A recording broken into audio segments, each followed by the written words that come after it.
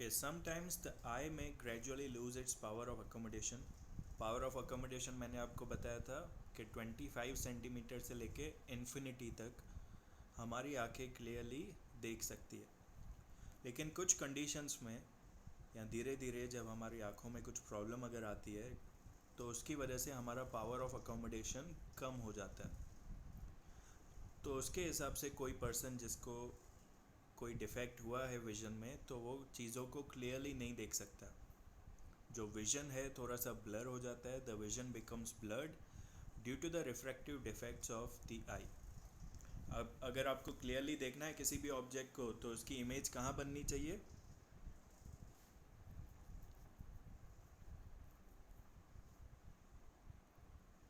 Image कहाँ बननी चाहिए ऑब्जेक्ट को क्लियरली देखने के लिए?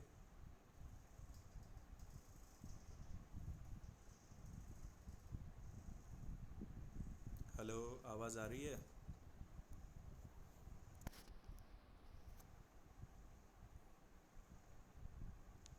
हाँ सर, आ रही कहाँ बननी चाहिए इमेज?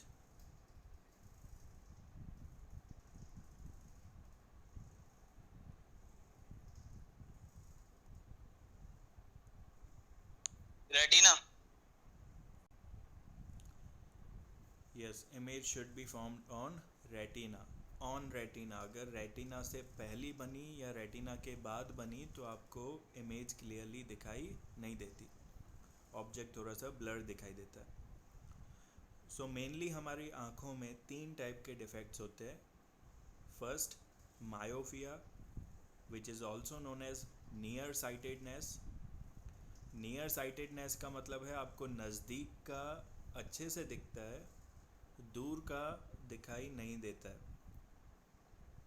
ओके, तो दोनों नाम याद रखना, मायोफिया या फिर नियर साइटेडनेस। सेकंड है हाइपरमेट्रोपिया या फिर फार साइटेडनेस। और थर्ड है प्रेसबायोपिया। ये दोनों का कॉम्बिनेशन है। फार साइटेडनेस का मतलब है आपको दूर का अच्छे से दिखाई देगा, नज़दीक का क्लियरली दिखाई नहीं देगा।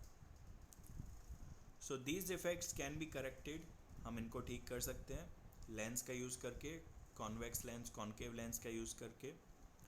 तो अब हम इन तीनों डिफेक्ट्स को डिटेल में समझते हैं एक एक करके। First one is myopia. Myopia is also known as near sightedness. A person with myopia can see nearby objects clearly but cannot see distant objects distinctly. Distinctly मतलब clearly। नज़दीक की चीज़ें आपको अच्छे से दिखाई देंगी लेकिन दूर की चीज़ें अच्छे से दिखाई नहीं देंगी। A person with this defect has the far point nearer than infinity। जो हमारी नज़र, जिस पे हमें बहुत ऐसे प्राउड फील होता है कि हम तो इन्फिनिटी तक देख सकते हैं, लेकिन फिर जो हमारी फार पॉइंट है वो इन्फिनिटी से पहले बन जाती है, हम दूर की चीज़ों को क्लियरली देख नहीं पाते। सच a person may see clearly up to a distance of few meters. कुछ 2 4 5 मीटर तक हम क्लियरली देख पा रहे होंगे, लेकिन उसके बाद हमें वर्ड्स, लेटर्स धुंधले दिखाई देते हैं। In a myopic eye the image of a distant object is formed in front of the retina. ऐसा क्यों होता है? क्योंकि जो इमेज रेटिना पे बननी चाहिए थी वो रेटिना से पहले बन जाती है। आपको राइट साइड पे इमेजेस दिख रही हैं, तीन इमेजेस बनी हुई है, ए बी एंड सी।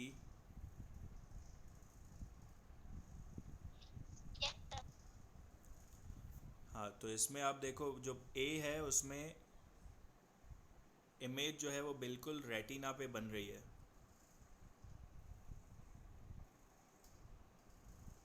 लेकिन बी जो मायोफिक आई है उसमें आप देखो इमेज रेटिना से पहले ही बन जा रही है ना, लाइंस जहाँ पे एक दूसरे से आके टच कर रही है। ए में एकदम रेटिना पे जाके एक दूसरे से टच कर रही है, लेकिन बी वाला जो मायोफिक आई है उसमें रेटिना से पहले ही टच हो रही है, जिसकी वजह से हमें ऑब्जेक्ट क्लियरली दिखाई नहीं देगा। So it is formed in the front of the retina and not at the retina itself. This defect may arise due to excessive curvature of eye lens और the elongation of eyeball. इसमें क्या होता है, eye ball जो है वो बड़ा लंबा ही रह जाता है ना। आई बॉल अगर बड़ा रहेगा, खिंच जाएगा, शार्प रहेगा, तो उसकी वजह से इमेज रेटिना से पहले ही बन जाती है। Excessive curvature of eye lens बोल सकते हो उसको, या तो elongation of the eye ball बोल सकते हो। उसकी वजह से रेटिना पे इमेज बनने के बजाय रेटिना से पहले बन जाती है। अगर इस डिफेक्ट को क्लियर आपको ठीक करना है तो कॉनकेव लेंस हमें पहनना पड़ता है। कौन सा लेंस यूज़ किया जाता है? Concave lens. अब इसका पावर नेगेटिव होता है ना। जब आप चश्मा बनाने जाते हो तो आपको नंबर बताते हैं, कईयों का नंबर नेगेटिव और कईयों का पॉजिटिव होता है। तो जिन लोगों को दूर की नज़र ठीक नहीं होती है, ज़्यादातर बच्चों को दूर की नज़र ही होती है ना। जो भी बच्चे चश्मा पहनते हैं उनको दूर की नज़र ठीक नहीं होती है। और जो नज़दीक वाला आता है चश्मा, जिसमें पास का आपको दिखाई नहीं देता, वो बड़ी एज में जाके जाता है। उनके जब भी आप जाओगे चश्मा को नंबर चेक करवाने, तो जो आपको प्रिस्क्रिप्शन लिख के देते हैं कि आपको इतना नंबर है, वो बोलते हैं कि आपको नंबर 2 नंबर है, लेकिन जब लिख के देंगे तो उसके आगे माइनस लगाते हैं। माइनस का मतलब यह है कि कॉनकेव लेंस यूज़ करना है, ठीक है, पावर 2 रखना है और लेंस कॉनकेव यूज़ करना है। तो कॉनकेव लेंस आपको दूर की नज़र ठीक करके दे सकता है। कॉनकेव लेंस जब आप लगाते हो तो इमेज जो है वो वापस रेटिना पे बनती है। देखो सी वाले में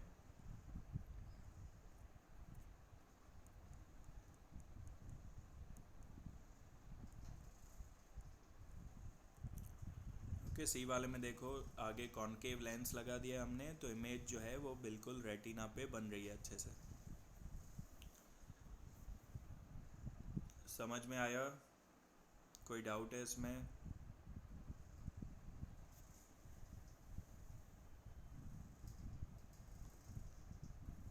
हेलो?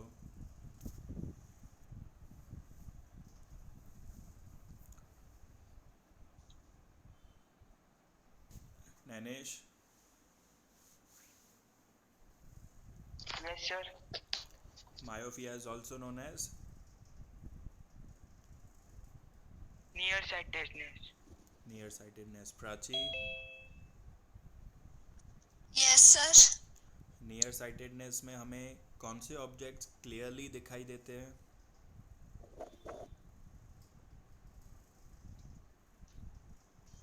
दूर के। दूर। नियर साइटेडनेस में पास के क्लियरली दिखाई देंगे, ठीक है, याद रखना। नियर साइटेडनेस मतलब near by objects can be seen clearly, and which objects can not be seen clearly, तो डिस्टेंट ऑब्जेक्ट्स, डिस्टेंट यानी दूर के, हमें क्लियरली दिखाई नहीं देंगे। अभिषेक? Yes, sir. क्यों ये ऑब्जेक्ट्स जो है, दूर के ऑब्जेक्ट्स हमें क्लियरली दिखाई क्यों नहीं देते हैं?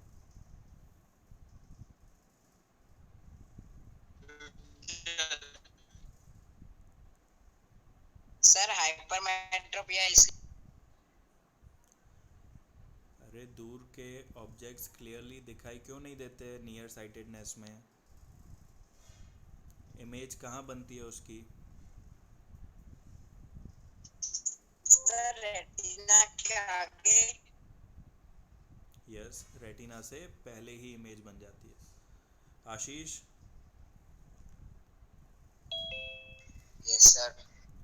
अगर रेटिना से पहले इमेज बन रही है और इसको हमें ठीक करना है, तो कौन सा लेंस यूज़ करेंगे?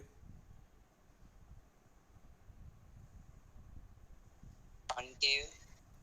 Concave lens. Bhagya? Yes, sir. Concave. Hello भाग्य?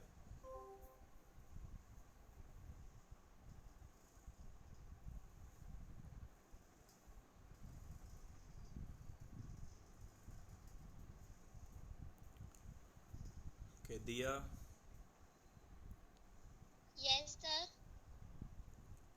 कॉनकेव लेंस का पावर कैसा होता है, नेगेटिव या positive? Negative. Okay,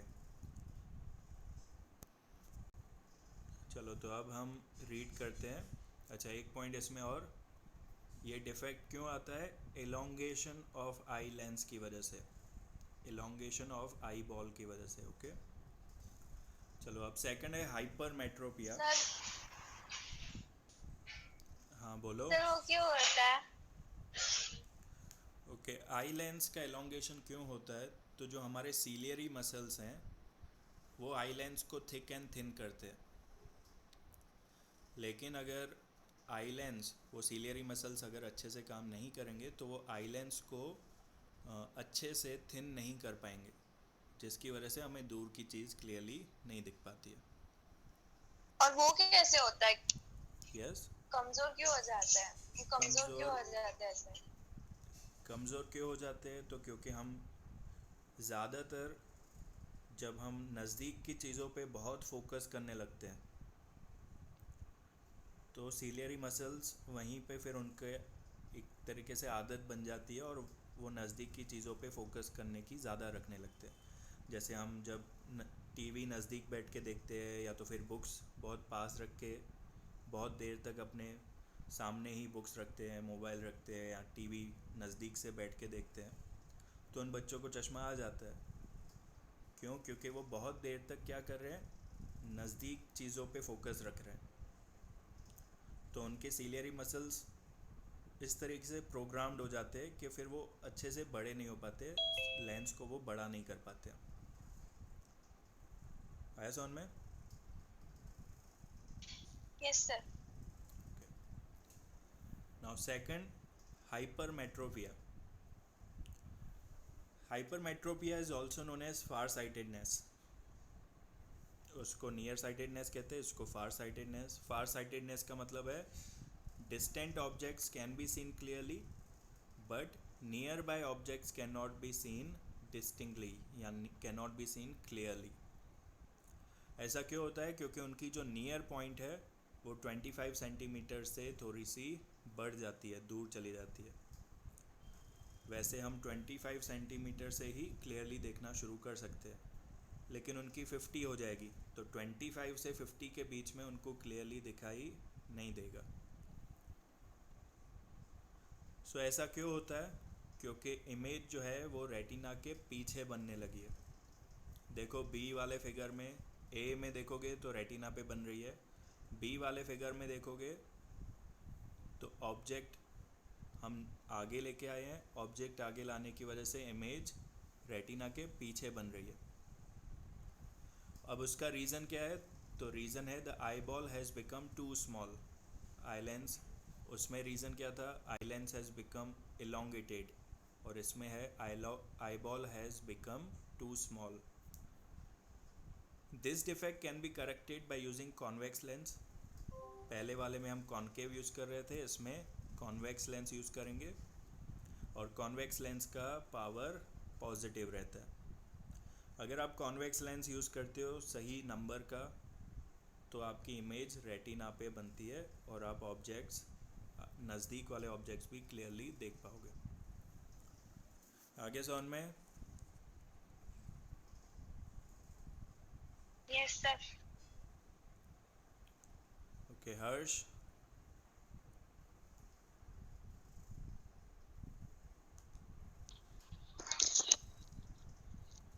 Yes, sir. Harsh, hypermetropia is also known as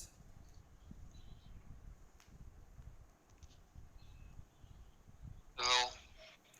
hypermetropia is also known as dash Sir, farsightedness. farsightedness. Jatin, yes sir. farsightedness में कौन से objects clearly दिखते हैं? Near objects, near by object. अरे दूर वाले objects clearly दिखते हैं। फार साइटेडनेस मतलब दूर वाले ऑब्जेक्ट्स क्लियरली देख पाओगे। करण,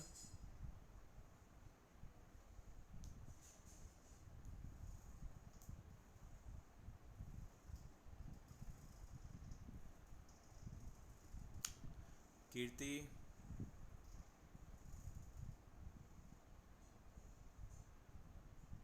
यस सर। कौन से ऑब्जेक्ट क्लियरली नहीं देख पाते हैं? सर एक बार क्वेश्चन वापस रिपीट करो ना। कौन से ऑब्जेक्ट्स क्लियरली नहीं देख पाते हम? पास वाले। पास वाले, near by objects. Muskan, Yes, sir. Hypermetropia में इमेज कहाँ बनती है?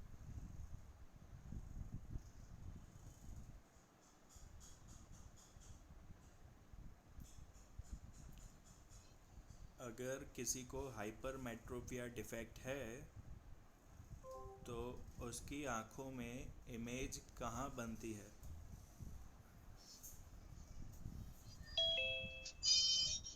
चलो ऑप्शंस देता हूँ, before retina, on the retina या behind the retina. Before that, नहीं, हाइपरमेट्रोपिया में behind the retina. Riddhi, yes sir. अच्छा, इमेज रेटिना के पीछे क्यों बनती है? रीज़न क्या है? क्योंकि सर मतलब हम दूर का है ना बहुत देख 25 या 50 के बीच में दूर मतलब हमारी जो आई बॉल है ना बहुत छोटी हो जाती है। हाँ, यस, आई बॉल छोटी रहने की वजह से हमारी नियर पॉइंट पीछे चली जाती है, यानी 25 की बजाय 40 हो सकती है, 50 हो सकती है। तो 25 से 40 या 50 तक हम क्लियरली नहीं देख पाएंगे, ओके, क्योंकि आई बॉल छोटा रह जाता है। Sujal, Yes, sir. हाइपरमेट्रोपिया है अगर किसी को तो उसको करेक्ट करने के लिए क्या करना होगा?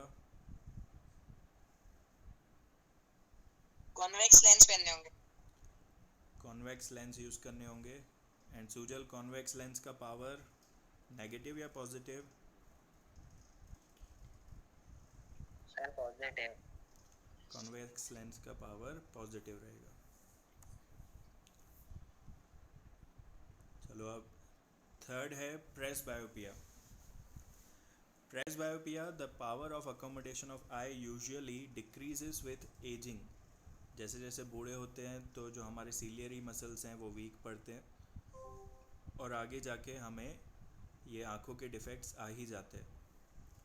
किसी को हो सकता है कि सिर्फ नज़दीक का चश्मा है, किसी को हो सकता है कि सिर्फ दूर का है, लेकिन कई सारे जो एज के साथ कई सारे ऐसे लोग आपको देखेंगे जिनको दोनों टाइप के चश्मे रहते हैं, नज़दीक का भी होता है और दूर का भी होता है। तो जिनको दोनों नज़र क्लियरली दिखाई नहीं देते, मतलब ना तो नियर बाय ऑब्जेक्ट्स अच्छे से देख सकते हैं ना तो दूर के ऑब्जेक्ट्स, तो उस डिफेक्ट को हम प्रेसबायोपिया कहेंगे। So they find it difficult to see nearby objects comfortably and distinctly without corrective eyeglasses. This defect is called presbyopia. It arises due to the gradual weakening of ciliary muscles and diminishing flexibility of eye lens. हमारा eye ball eye lens जो है वो thin and thick होता रहता है, लेकिन as के साथ साथ उसकी फ्लेक्सिबिलिटी भी कम हो जाती है, जिसकी वजह से फिर हमें दोनों ही चश्मे लग जाते हैं, नज़दीक का भी दूर का भी। Sometimes a person may suffer from both myopia and hypermetropia. Such people often require bifocal lenses. फिर हमें bifocal lenses की ज़रूरत पड़ती है। इसमें कॉन्वेक्स भी होता है और कॉनकेव भी होता है। तो ऐसे लोगों के लिए जो आपने चश्मे देखे होंगे तो नीचे से एक राउंड जैसा होता है, नीचे से एक राउंड शेप का जैसा बना रहता है, वो नज़दीक के लिए रहता है। नज़दीक की चीज़ों के लिए हमें कॉनकेव लेंस चाहिए। तो चश्मे के नीचे वाला पार्ट कॉनकेव लेंस का बना होता है और ऊपर वाला पार्ट कॉन्वेक्स लेंस का बना होता है।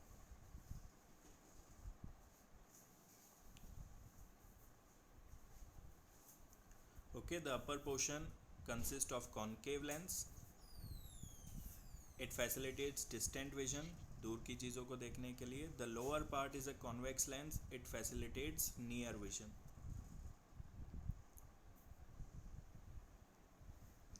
So these days it is possible to correct the refractive defects with the contact lenses. ठीक है, अभी चश्मों के अलावा और क्या ऑप्शन है आपके पास? तो कॉन्टैक्ट लेंसेज आप पहन सकते हैं, या तो फिर सर्जिकल इंटरवेंशंस यानी सर्जिकल ऑपरेशंस भी होते हैं, उन ऑपरेशन से भी आपका नंबर हट जाता है, लेज़र ऑपरेशंस जिनको कहते हैं। चलो, इसमें किसी को कोई डिफ़िकल्टी है?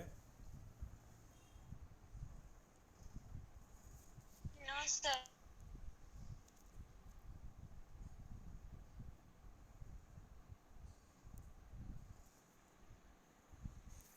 मैं आपको एक बायफोकल लेंस दिखा देता हूँ जिससे आपको पता चले कि मैं किस चीज़ की बात कर रहा था।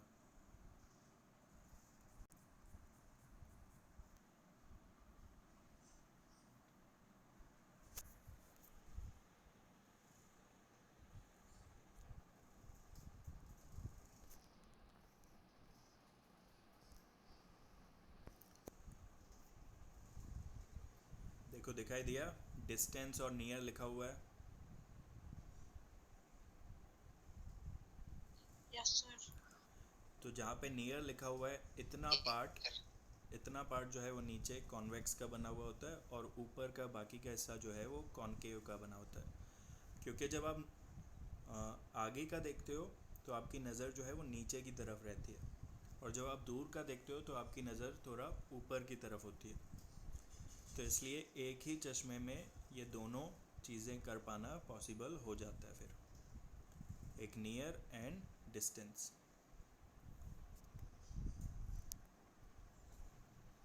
सर यस,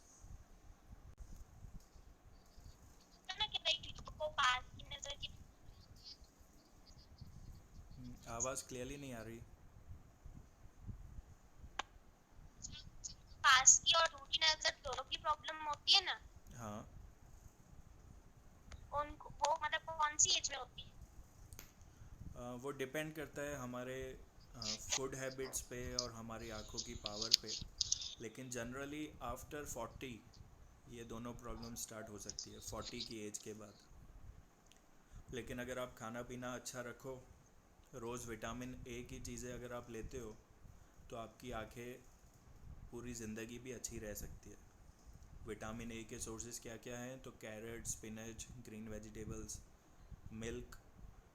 अगर आप ये चीज़ें अच्छे से ले रहे हो, इनटेक आपका अच्छा है फूड में, तो विटामिन ए आपकी आँखों को हमेशा अच्छा रख सकता है।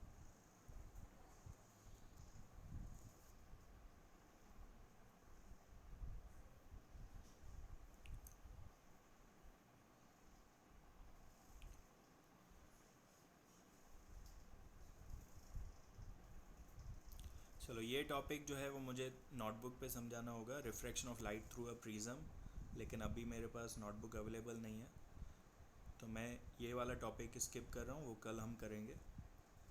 अभी हम दूसरा टॉपिक ले रहे हैं, dispersion of white light through a glass prism. Okay, so you must have seen and appreciated the spectacular colours in a Rambo, है ना? रैम्बो सबने देखा होगा और सबको बहुत पसंद भी आता है। जब भी हम रैम्बो देखते हैं तो बहुत अच्छा फील होता है। ये रैम्बो किस वजह से बनता है? सनलाइट की वजह से। और आपने ये नोटिस किया होगा कि रैम्बो हमेशा सन के अपोजिट डायरेक्शन में ही बनता है। सही है कि गलत? सही है सर। ओके, रैम्बो में कितने कलर्स होते हैं? 7। कलर्स याद है किसी को? कौन से हैं? Yes sir. कौन से? सर याद है सर, मैं बताऊं? हाँ, बताओ। सर मैं बताऊं? बोलो बोलो, बताओ। Violet, indigo, blue, green, hmm, yellow, orange, red. Yes. Short में इसको क्या कहा जाता है? VIBGYOR. VIBGYOR. Okay, VIBGYOR, violet, indigo, blue, green, yellow, orange and red. तो ये कैसे बनता है? तो जब बारिश हो रही होती है, वाटर ड्रॉपलेट्स एटमॉस्फेयर में हैं, सनलाइट जब इन वाटर ड्रॉपलेट से पास होती है तो ये 7 कलर्स में डिवाइड हो जाती है, यानी जो वाइट लाइट है it is made up of 7 colours. अब एक्चुअल में क्या होता है कि जब ये सातों कलर सेम स्पीड से जा रहे होते हैं तो हमें वाइट दिखते हैं, लेकिन जब ये पानी की बूंद में से कहीं से निकलेंगे या वाटर एटमॉस्फेयर में से निकलेंगे तो हर एक कलर की स्पीड चेंज हो जाती है। स्पीड चेंज हो जाती है तो फिर हमें हर एक कलर जो है वो अलग से दिखाई देने लगता है और हमें सातों कलर फिर उस लाइट में दिखाई देते हैं। Okay, so white light is made up of 7 colours. अगर आपके पास स्केल है और ट्यूब स्केल के थ्रू अगर आप ट्यूबलाइट को देखोगे तो एक पर्टिकुलर एंगल पे आपको उस स्केल में भी 4-5 कलर आपको रेनबो वाले दिखाई दे जाएंगे। ठीक है, स्केल पकड़ के यहाँ पे अपने रखो आँखों के बिल्कुल क्लोज और वाइट ट्यूबलाइट है उसको देखोगे तो एक पर्टिकुलर एंगल पे थोड़ा ऐसा एंगल थोड़ा बहुत चेंज करके देखना, जहाँ पे वो स्केल कांच की स्केल थिक होती है, बीच में थोड़ी सी थिक होती है एक एंगल पे, वहाँ से देखोगे तो आपको अपनी ट्यूबलाइट में भी आपको 5-6 कलर तो इजीली दिखाई दे जाएंगे। सो ऐसा नहीं है कि सिर्फ sunlight is made up of 7 colour, each and every white light is made up of 7 colours VIBGYOR. Okay, अब इसको हम प्रूव करेंगे एक प्रिज्म के थ्रू। तो देखो ये कांच का प्रिज्म लिया हुआ है, लेफ़्ट साइड से हम इसको वाइट लाइट भेज रहे हैं, ये अंदर जाती है तो अगर कांच नहीं होता तो देखो ये डॉटेड लाइन की हुई है ब्लैक, ऐसे सीधी सीधी निकल जाती, लेकिन कांच में आने की वजह से उसकी स्पीड चेंज हो जाती है, उसके एंगल्स चेंज हो जाते हैं। जो सातों कलर थे उनका एंगल चेंज हो जाता है और स्पीड चेंज हो जाती है। सबसे ज़्यादा स्पीड होती है रेड कलर की, इसलिए उसका एंगल इतना चेंज नहीं होता, ऊपर ऊपर से निकल जाता है। सबसे ज़्यादा स्पीड कौन से कलर की है? रेड। रेड कलर की, तो उसकी वजह से उसका एंगल इतना चेंज नहीं होता और ऊपर ऊपर आ जाता है। सबसे कम स्पीड किसकी होगी? वायलेट की। वायलेट की। तो सबसे कम स्पीड है इसलिए वो प्रिज्म के अंदर ज़्यादा देर रहता है और ज़्यादा देर रहने की वजह से उसका एंगल बहुत ज़्यादा चेंज होता है और बिल्कुल नीचे की तरफ निकलता है। आया समझ में? Yes sir. तो यहाँ पे हम स्पीड वर्ड यूज़ कर सकते हैं या फिर वेलोसिटी भी यूज़ कर सकते हैं। मैक्सिमम वेलोसिटी किसकी है? मैक्सिमम वेलोसिटी रेड की। रेड की, और उसका रिफ्रैक्शन मिनिमम। रिफ्रैक्शन यानी एंगल में चेंज आना। तो maximum velocity, minimum refraction, red colour. Minimum velocity, maximum refraction, violet colour. समझ में आया कि कुछ कन्फ्यूजन है? वायलेट।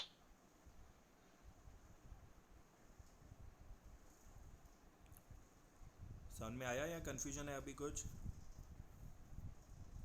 No sir. चलो तो अब इसका थियरी रीड कर लेते हैं। The prism has probability split the incident white light into band of colors. जो 7 कलर्स का कॉम्बिनेशन है उसको बैंड ऑफ कलर्स कहते हैं। Note the colors that appear at the two ends of the color band. What is the sequence of the colors? तो sequence हमें पता है, विबग्योर है, violet, indigo, blue, yellow, orange, red and violet, indigo, blue, green, yellow, orange and red. So VIBGYOR word से आपको ये sequence learn करने में हेल्प होती है। The band of coloured components of the light beam is called its spectrum. ठीक है, ये जो पूरा सातों कलर्स में डिवाइड हो गया इसके कॉम्बिनेशन को स्पेक्ट्रम कहेंगे। You might not be able to see all the colours separately. सातों कलर बिल्कुल अलग अलग दिखाई देना पॉसिबल नहीं है, लेकिन हर एक कलर एक दूसरे से थोड़ा थोड़ा डिफरेंट होता है, उसकी शेड थोड़ी सी चेंज होती है। So the splitting of light, white light में से स्प्लिट होना, 7 कलर्स में डिवाइड होना, this process is known as dispersion. The splitting of light into its component colours, यहाँ आप ऐसे भी लिख सकते हो, the splitting of white light into 7 colours is called dispersion of white light. So you have seen that white light is dispersed into 7 colors components by a prism. Why do we get these colors? Different colors of light bend through different angles with respect to the incident ray as they pass through a prism. जब वो prism से पास होते हैं तो उन सब का diffraction यानी एंगल में जो चेंज आता है वो डिफरेंट होता है. The red light bends the least. Red light